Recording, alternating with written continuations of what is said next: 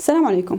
هناك من يعيش بأشكال يتناسب مع أهداف الإنسان في إعمار الأرض، وبالتالي على الأغلب لن يجد هؤلاء الأشخاص في هذه الحلقة شيئا غريبا، ولكن سأحاول أن أثري معهم بعض المعلومات والمفاهيم. لكن إذا كنت من الأشخاص الذين يعيشون فقط ليأكلوا ويشربوا ويتكاثروا بغض النظر عن القضايا المصيرية، فغالبا أنت مستهدف في هذه الحلقة، لأن الإنسان لا يليق به إلا أن يعيش حياة كريمة، وهذا جوهر الحياة، ولا يمكن أن يكون جوهرها استهلاكيا ماديا فقط، بحيث تتلاقى الأهداف العليا للإنسان مع غيره من المخلوقات، فيصبح إنسانا دنيا لا هدف ولا طعم ولا رائحة لوجوده، ولو ذهب عن الدنيا فلا ينقصنا بوجوده أو عدمه شيء. أعتذر، لكن لابد من الصراحة. بناء على هذه المقدمة، وقد حددت أهدافك بأن تكون عليا لائقة بما حباك الله بها من التكريم كإنسان، حدد تصرفاتك لتخدم أهداف وجودك. وهنا أحب أن أنتقل لأمثلة عملية. هناك فئة من الأشخاص يقولون بدنا نعيش وبلا تنظير. المعيشة بالنسبة لهم أن يقيموا حفلة أو دبكة أو ينجحوا في إقامة حفلة بعيد الحب في ساحة من الساحات. وهناك أشخاص آخرين بدنا نعيش بالنسبة لهم أن يجتمعوا على نفس أرجيلة اللي هي الشيشة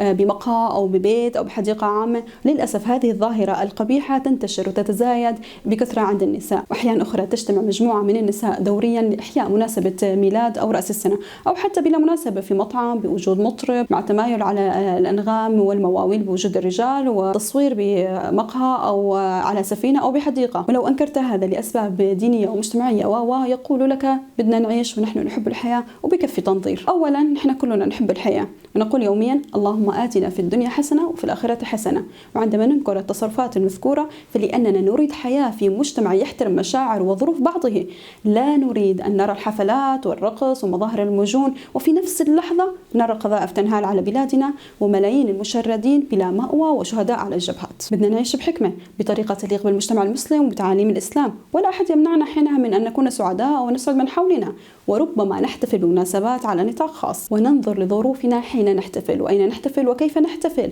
هذه الأمور قد تبدو بسيطة لكنها مهمة، لأنها تطفو على السطح دائما. من حيث المبدأ، إذا بالفعل أردنا أن نعيش ونحب الحياة فيجب علينا أولا أن نحول بلادنا إلى دول قوية تحترم الإنسان وعلى الأخص الإنسان المسلم، ويكون فيها محفوظ الحقوق ومصان الكرامة. إذا أردنا أن نعيش برفع الظلم أينما كان في الأرض وانتصار للمظلوم ووضع حد للظالم.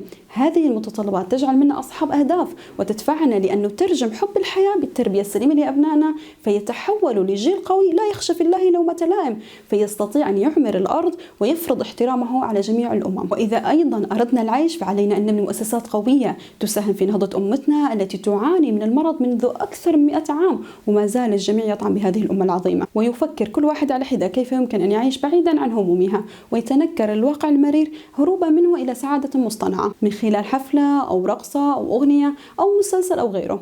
وعلى قولة حاج تنظير. يعني كل هذه الحروب الطاحنة ومعظم بلادنا تعيش تحت خط الفقر وفساد أخلاقي واجتماعي ويتردى في كل يوم أكثر فأكثر، ومع ذلك هناك من لا يرى الواقع ويعتبر كل هذا الكلام تنظير، ويعلقون على الوضع بالقول لن نوقف حياتنا من أجل أحد. وبالطبع نحن لا نطالب بإيقاف حياة أحد، بل على العكس. لكن نبينا الكريم صلى الله عليه وسلم قال مثل المسلمين في توادهم وترحمهم وتعاطفهم كمثل الجسد الواحد، إذا اشتكى منه عضو تداعى له سائر الجسد بالسهر والحمى. تابع حياتك بشكل طبيعي، لكن لا تجعل حياتك تقتصر على الأهداف الدنيا للإنسان، أكل وشرب وحاجات أساسية. هناك من أراد أن يكون لنا هذا أكبر هم وهدف لنا. علينا الاستيقاظ قبل أن تصل السكين إلينا، وقد وصلت للكثيرين أصلا سكين الموت أو سكين الفقر أو سكين الإهانة أو سكينة الجهل وغيرها من السكاكين. ويبدو أن الغفلة التي تسيطر على الكثيرين منا هي أحد سكين على الإطلاق. طب أنتم ربوا أبناكم واستشعروا وضع الأمة ونظروا لتشبعوا، ونحن حابين نعيش كل لحظة حلوة بحياتنا.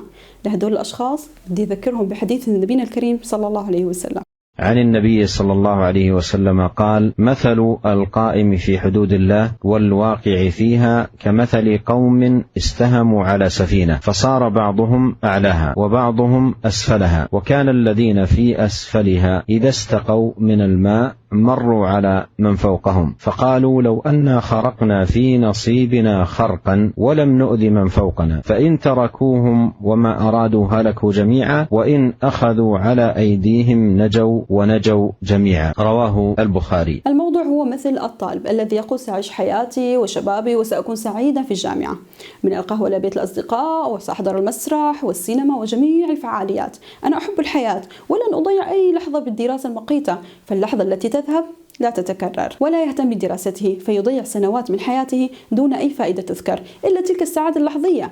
وبعدها عند الرسوب يشعر بالندم والتعب في حياته لباقي العمر. نقول له لو فعلا تريد أن تعيش حياتك لكنت أعطيت دراستك حقها من أول سنة ولتنقلت بسهولة بين مراحل الإنجاز والنجاح. شعارات نريد أن نحيا بعيدا عن مآسي، هذه الشعارات جميعها ما أنزل الله بها من سلطان.